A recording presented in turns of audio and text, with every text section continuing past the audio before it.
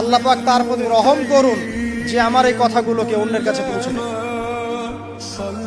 নবীজির ভাষণ। এরপর নবীজি বলছেন, জেনে রাখো নিশ্চয়ই তোমাদের পরস্পরের, মুসলিমদের পরস্পরের সম্পদ, পরস্পরের রক্ত, পরস্পরের এই যে জান মাল ইজ্জত, এগুলো একে অপরের জন্য হারাম।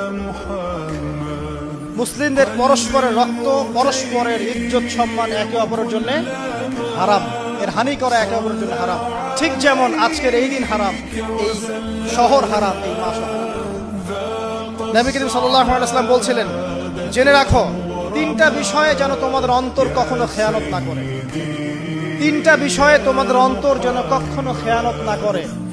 এক, তোমরা যে কাজটাই করবা শুধু আল্লাহ পাকের সন্তুষ্টির জন্য করবে।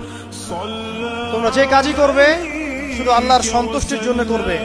তোমাদের শাসক বর্গের কল্যাণ কামনা করবে। তোমাদের শাসক বর্গের কল্যাণ কামনা করবে। 3 নাম্বার, মুসলিমদের জামাতকে আঁকড়ে ধরে রাখবে। মুসলিমদের ইউনাইটেড কমিউনিটিকে আঁকড়ে ধরে থাকবে। এই তিনটা বিষয় পালনের ক্ষেত্রে তোমাদের অন্তর যেন খেয়ানত না করে।